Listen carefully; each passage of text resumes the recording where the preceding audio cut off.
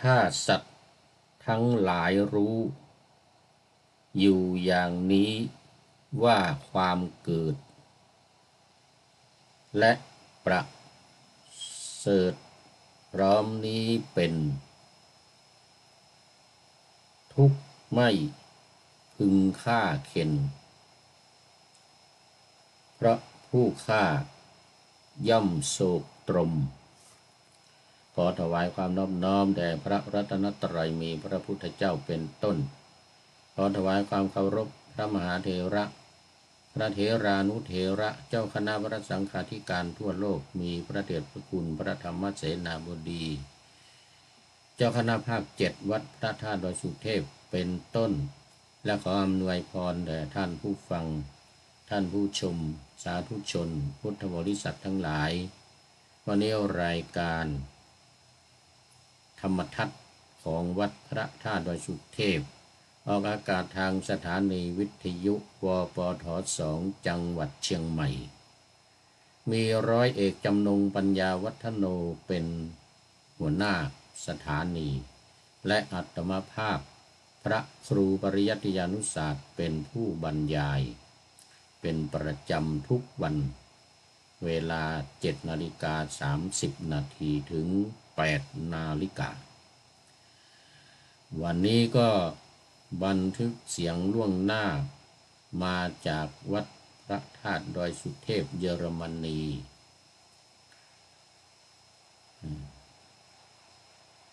มาตุนไว้หลายวัน เนื่องจากว่าจะในช่วงวันที่4ถึงวันที่10จะได้เดินทางไปฮอลแลนด์หรือประเทศเนเธอร์แลนด์เป็นเวลา7 วันเพราะฉะนั้นจึงต้องบันทึกรายการไว้ล่วงหน้าผ่านทางเฟซไลฟ์บุ๊กไลฟ์สดไลฟ์สดเฟซบุ๊กของสวัยเทพบุญเพราะในช่วงเดินทางวันที่4ถึงวันที่10เดือนหน้านี่ก็จะไม่มีเวลาจัดรายการเพราะว่าอยู่ในระหว่างการเดินทางมันไม่สะดวกวันนี้ก็เข้ามาสู่เนื้อหาสาระของธรรมะกันเลยเพราะว่าจะเป็นวันสุดท้ายแล้ววันนี้เรื่องบุรุษคนใดคนหนึ่งบังเอิญมีภรรยาสวย เดือดร้อนเลยทีนี้ขอต้อนรับเนนน้อยสังเหลือกราบไหว้สาครับหลวงปู่ครับผมมาแต่หัวลุ่งเลยทีเดียว วัดป่าแดงมหาวิหารฝากกราบเรียนฝากความคิดถึงพระเดชพระคุณหลวงพ่อพระครูโกสิทธิ์ปริยัติยาภรณ์ด้วยนะครับเพราะว่าไม่ได้เจอท่านนานแล้ว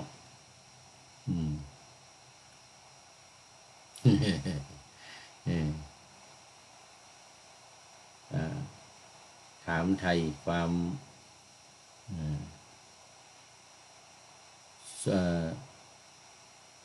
สารทุกข์สุขดิบ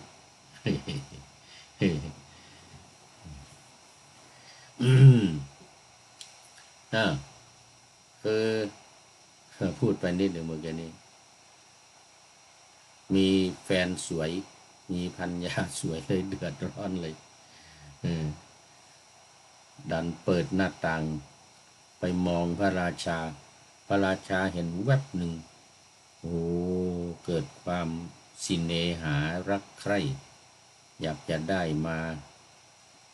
เป็นของพระองค์ก็เลยรับสั่งให้สามีมาเป็นคนใช้ บังคับให้ทำงานให้ทันเวลาถ้าไม่ทันก็ถูกประหารชีวิต ให้ไปเอาดินสีอรุณและดอกอุบลนุ่นในพบพญานาคนุ่น ห่างจากนครสาวัตถีไป5 โยชน์คือ5 โยชน์ก็วันนั้นดูคูณมาทีหนึ่งนะ50ใช่ไหม50 กิโลเมตรแล้วก็5 6 30 80 กิโลเมตรเอาให้ไปเอากลับมาให้ทันเวลาสงสนานของพระราชาเหมือนกันมาไม่ทันก็หัวขาด ยังไม่ทันมืดสั่งให้ปิดประตูเมืองเลยเอาลูกดานไปไว้สำนักพระราชวังโน่น กะว่ามาไม่ทันอยู่แล้วมันตั้ง80 กิโลนะไป80มา80เนี่ยแล้วก็ต้องอยู่ในภพพญานาคนู่นน่ะในเมืองคนก็ไม่มีไอ้ดินสีอรุณนี่นะมันไม่มีในเมืองคนนะมันจะไปเอายังไงมันมาไม่ทันอยู่แล้วอย่างเงี้ยแต่ไม่ประมาทประมาณบ่าย2-3 โมงเนี่ยก็สั่งปิดประตูไว้ก่อนเลยมาถึงก็เข้าไม่ได้ก็ไม่ทันสงสนานของพระราชาตอนเย็นนะคงจะประมาณ5 โมง 6 โมงเย็นเนี่ยส่งน้ำแล้วก็จะเข้านอนเนี่ยก็ปรากฏว่ามาทันแต่ประตูปิดมาทันเวลา5 โมงเย็นเนี่ยนะแต่ประตูมันปิดตั้งแต่บ่าย3 โมงแล้ว เอาห้อยประตูไว้ประกาศให้ชาวเมืองทราบว่ามาแล้วเนอะมาทันเวลาแต่พระราชาประสงค์จะฆ่าผมเหมือนกันนะก็เลยปิดประตูเข้าไม่ได้ขอให้เทวดาฟ้าดินได้รับทราบเหมือนกันนะโอ้ความทราบลงไปถึงสัตว์นรกกันทีเนี้ย 4 ตนน่ะสัตว์นรก4 ตนมันบังเอิญขึ้นมาวันนั้นพอดีเลยคืนนั้นน่ะขึ้นมาได้ยินเสียงทุกขตะสามีของสาวสวยประกาศพอดีเลยโอ้เลยตะโกนใหญ่เลยบอกเลยคิดว่าพระราชานี่จะทำกรรมหนักเหมือนเรานี่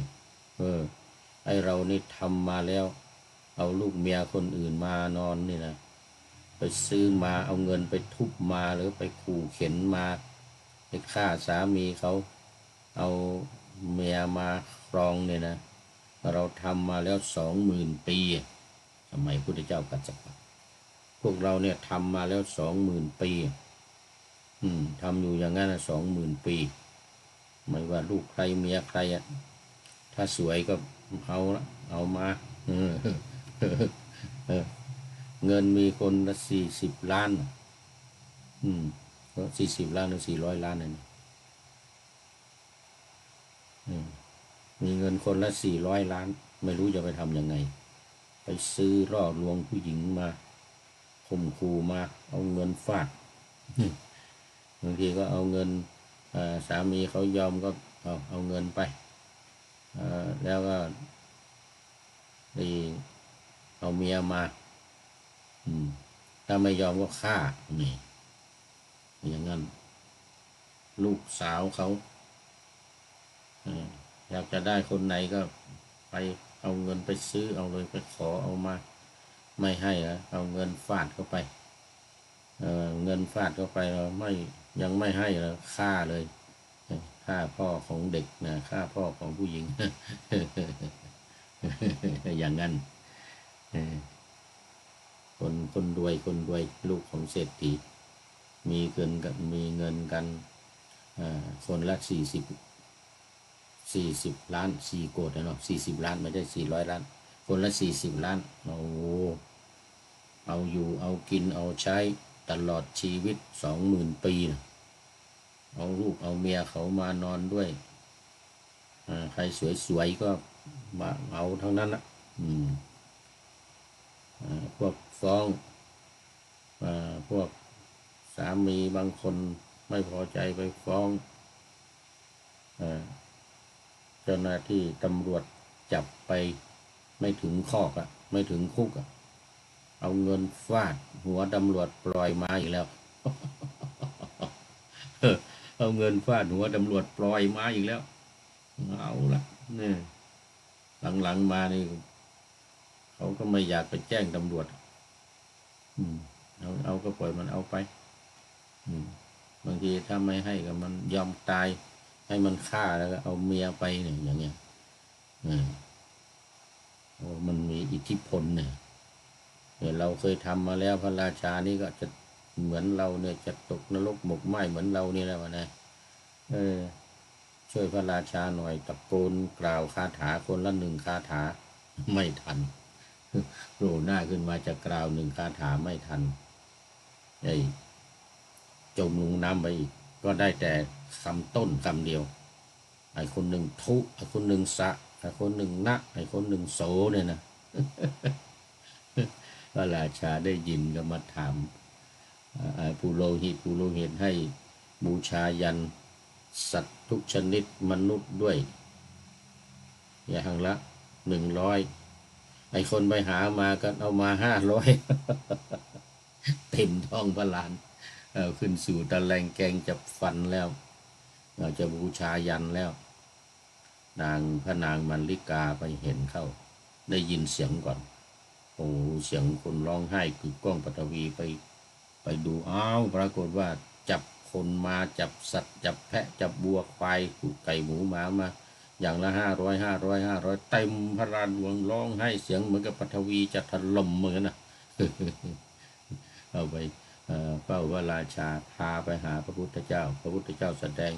บุพกรรมของ4 เปรต4 ตนเนี่ยลูกของเศรษฐีเนี่ยให้ฟังพระราชาก็ตกอกตกใจเลยที่นี่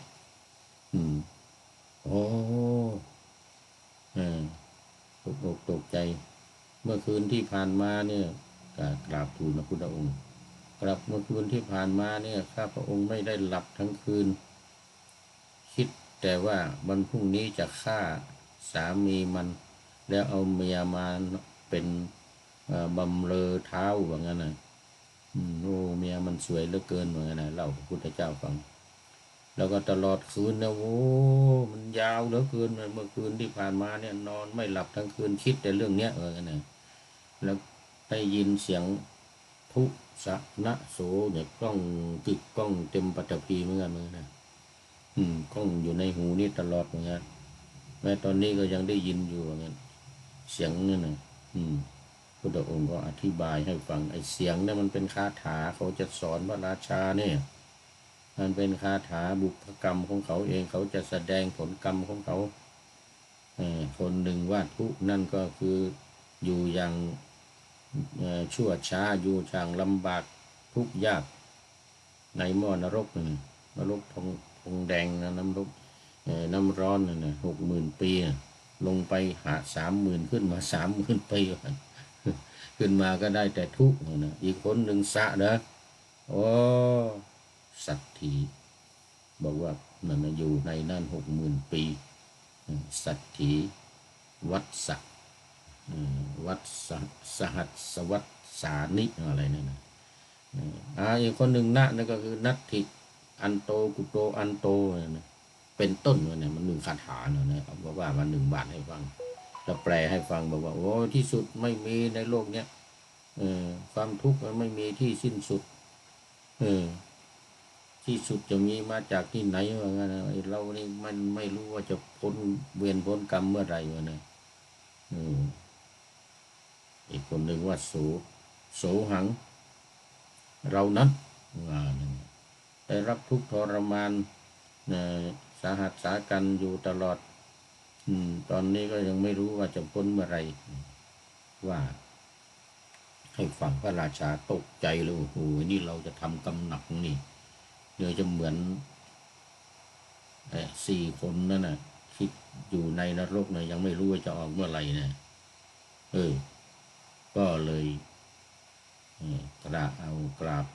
พระพุทธองค์ถวายพระพุทธองค์ให้ฟังว่าโอ้เมื่อคืนเนี่ยมันยาวเหลือเกินราตรีเมื่อคืนเนี่ย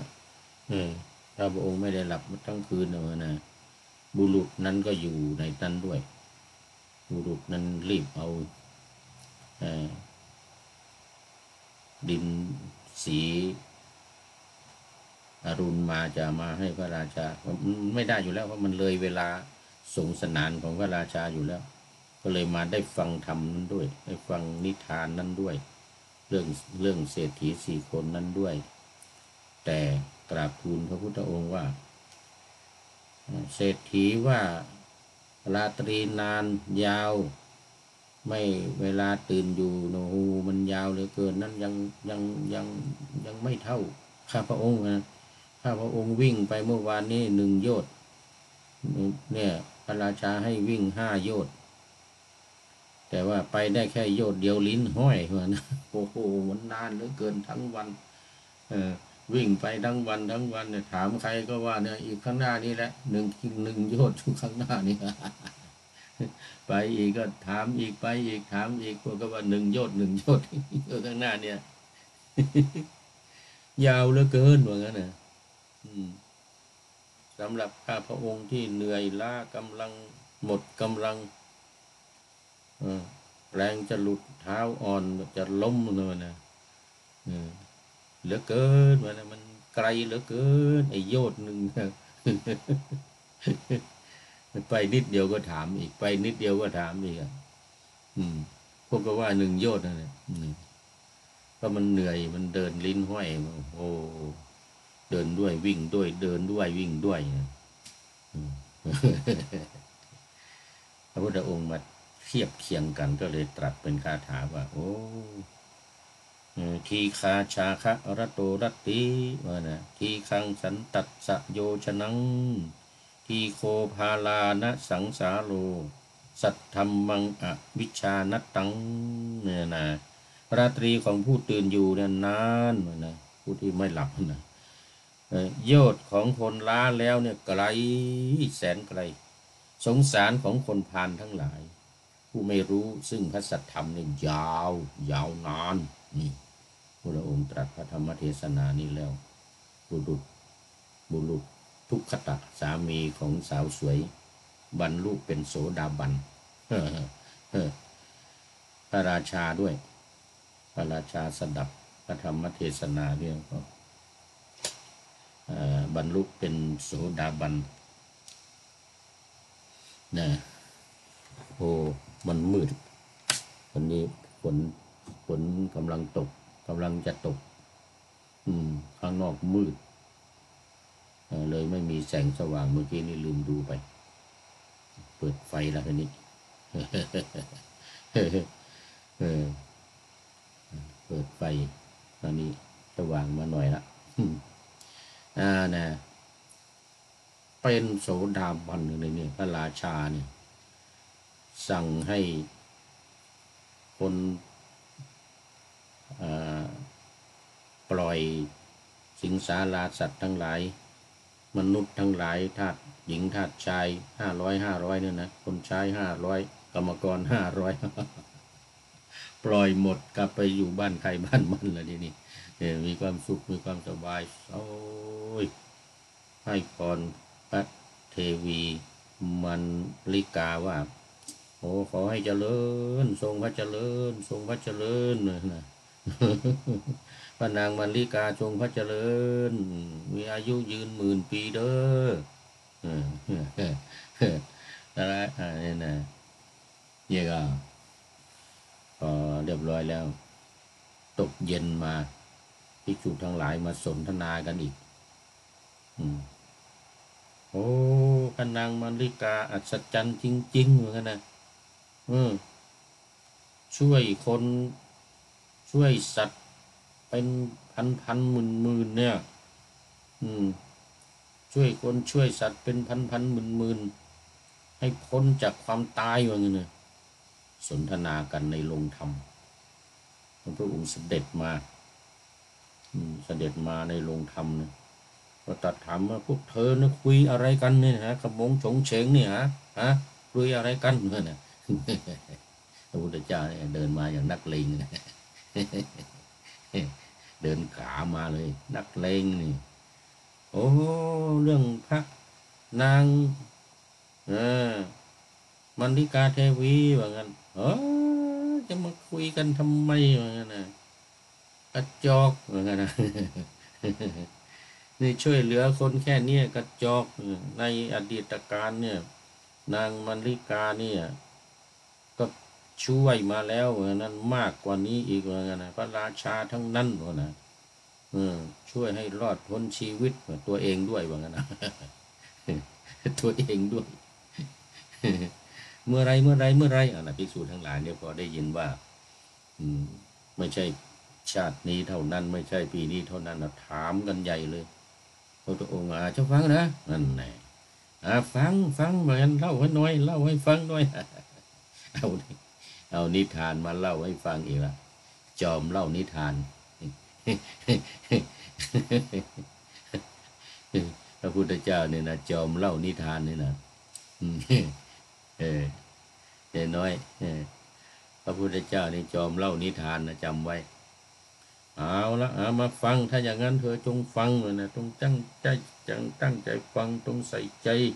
ไว้ให้ดีว่างั้นนะนางวิสาขาเดี๋ยวก่อนมัลลิกาเนี่ยในอดีตการในชาติก่อนเนี่ยเป็นพระมเหสีของพระราชาองค์หนึ่งเหมือนกันทีนี้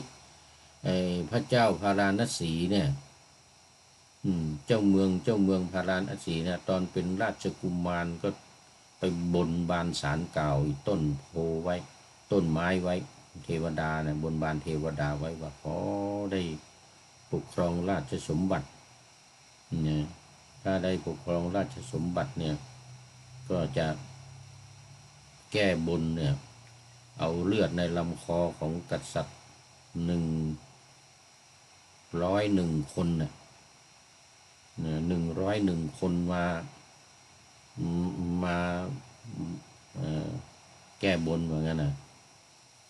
แล้วมเหสีของกษัตริย์อีก101 คนเหมือนกันนะมีอยู่ในเมืองทั้งหลายอยู่ใน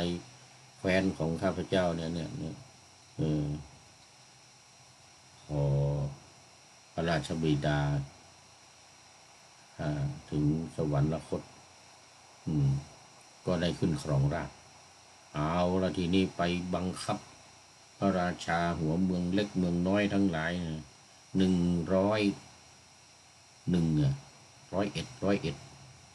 รียกว่า101 7หัวเมือง100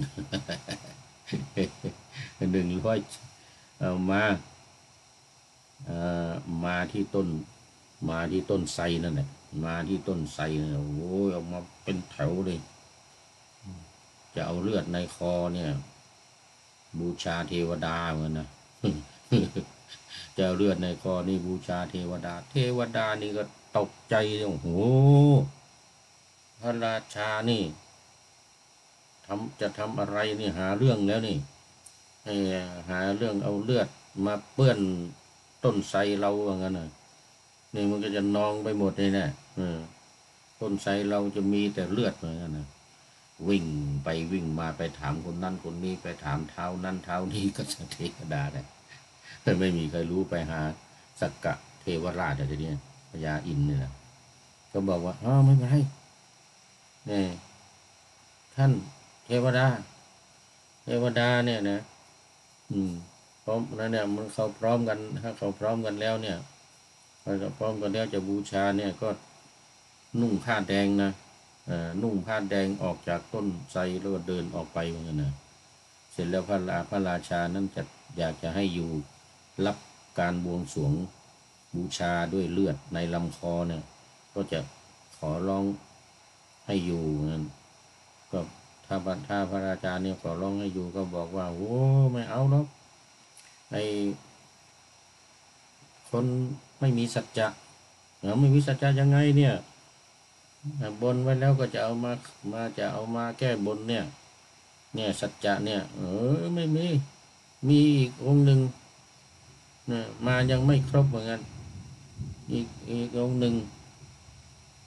มีมเหสีท้องตั้งครรภ์น่ะทำไมไม่เอามาเหมือนกันนะพระองค์เนี่ยไม่ซื่อสัตย์เนี่ยไม่มีสัจจะเหมือนกันนะไม่เอามาทั้งหมดนะเหลืออีกองค์หนึ่งเหมือนกันนะเหลือมเหสีอีกคนหนึ่งเหมือนกันนะคือเอาพระราชามาแล้ว100แต่ว่ามันยังเหลือมเหสีอยู่ที่คนวัดนมเหสีท้องแก่ไม่เอามาสงสารพระราชานี่นะสงสารมาไม่มีสัจจะนี่อีกคนหนึ่งอยู่โน่นน่ะในราชวังโน่นน่ะท้องแก่อยู่โน่นน่ะทำไมไม่เอามาเนี่ยนะทีนี้พอเอามาแล้วเนี่ยพระนางเทวีนะจัดเทศบรรยายให้พระราชาฟังเลยนะเทวดานะกลับไปต้นไม้ก็ทำอย่างที่ว่าเนี่ยนะพระราชาบอกพระราชาก็ไปเรียกพระนางธรรมทินนานะไปเรียกนางธรรมทินนาเนี่ยมามาจะฆ่านั่นแหละมาจะฆ่านั่นแหละแต่พอมาถึงเนี่ยนางธรรมทินนาเนี่ยไม่ไหว้พระราชาดิไปไหว้สามีของตัวเองอยู่นู่นนุ่นท้ายสุดนุ่นเป็นพระราชาองค์เล็กนั่งพระราชาก็โกรธสิทรงพระกริ้วทรงพระกริ้วขนาดนักว่าเอาทำไมเนี่ยพระราชาอยู่นี่ทำไมไหว้เนี่ยไม่ไหว้ทำไมองค์เล็กองค์น้อยเนี่ยงั้นน่ะองค์น้อยนี่แหละเป็นสามีของหม่อมฉันเนี่ยเขาให้อิสระแก่หม่อมฉันเนี่ยให้ชีวิตแก่หม่อมฉันเนี่ยเอาไว้ที่บ้านเนี่ยถ้าไม่ไหว้ท่านจะไปไหว้ใครเหมือนกันจะไหว้พระองค์ทำไมเหมือนกันนะไม่ไหว้เราเหรอเออเอาทำไมทำไมก็เนี่ยก็ไหว้พระองค์ทำไมนะเสร็จแล้วก็หัวเราะสินางเห็นพระมเหสีแล้วหัวเราะแล้วก็ร้องไห้ด้วยหัวเราะร้องไห้เป็นบ้าหรือไงฮะไม่เป็นบ้าแล้วทำไมร้องไห้ก็ร้องไห้หม่อมฉันเนี่ยชาติหนึ่งฆ่าแพะเหมือนกันนะแพะบูชาเอาแพะมาบูชาเนี่ยแหละแพะมารับบาปเขาให้ไปหาเนื้อไปซื้อเนื้อมาแต่ว่ามันเป็นวันพระเขาไม่ฆ่าสัตว์แล้วก็ไม่มีเนื้อเนี่ยก็เลยมาฆ่าแพะตัวหนึ่งแล้วไปตกในนรกนั่นนะถูกตัดคอเหมือนกับตัดคอแพะนี่แหละถูกตัดคอในนรกเนี่ยโอ้ไม่รู้กี่แสนล้านปีนับขนแพะเลยเหมือนกันนะไม่กี่ครั้งถูกตัดคอเนี่ยตัดคอโอ้เท่ากับขนแพะเหมือนกันนะเสร็จแล้วก็มาทุกข์ทรมานอยู่ในนั้นนะจนสิ้นเวรสิ้นกรรมนะจึงได้ขึ้นมาเกิดนี่ว่างั้นนะแล้วพระองค์เนี่ยแล้วหม่อมฉันเนี่ยฆ่าแพะตัวเดียวต้องไปใช้กรรมในนรกเท่าถูกตัดคอเท่ากับขนแพะเนี่ยเอาขนแพะมานับเลยว่าพอแพะมันไปฟ้องพญายมพบาลเนี่ยว่าเนี่ยมันมีคนฆ่าแกแล้วก็เอาแพะเนี่ยยมบาลก็เอาแพะมาขนแพะมานับเลยตัดคอนางนี้ตายตัดคอนางนี้ในนรกนะตัดคอเนี่ยใหญ่ขึ้นมาอีกพอมันโตไวเนี่ยสัตว์นรกเลยนะโอ้พระราชานี่ที่จะตัดคอพระราชาทั้งหลายก็เลยหยุดเลิกไม่ตัดมันนะกลัวกรรมเหมือนกับนางนี่ในหัวเราะทำไมหัวเราะดิฉันพ้นแล้วเลยนะแต่พระราชานี่ไม่พ้นเนี่ยจะฆ่าคนแล้วก็จะไปตกนรกเนี่ยโอ้ยพระราชาตกใจกลัวเลยปล่อยหมดปล่อยพระราชาทั้งหลายพระราชาทั้งหลายก็โอ้เทวดาก็ดีใจให้สักการะแก่นางดีใจก็เลยพ้นช่วยพระราชาทั้งหลายไม่ให้ฆ่าตัวเองไม่ให้ถูกฆ่านี่ก็นางพระพุทธองค์ก็เลยตรัสว่า ตรัสพระธรรมเทศนาในตอนท้ายเนี่ยอย่างที่ได้ปะนาธรรมาสไว้เนี่ยถ้าสัตว์ทั้งหลายพึงรู้อย่างนี้ความเกิดและความเจริญพร้อมเนี่ยมันเป็นทุกข์ไม่พึงฆ่าเพราะว่าผู้ฆ่านั้นย่อมเป็นทุกข์จบพอดีเลยเวลาก็หมดพอดี เวลาหมดพอดีนี่นะก็สามเณรน้อยก็เข้าสู่เส้นชัยของรายการวันนี้ขอนำรายการพระธรรมทัศน์จากท่านผู้ฟังไปก่อนขอเจริญพร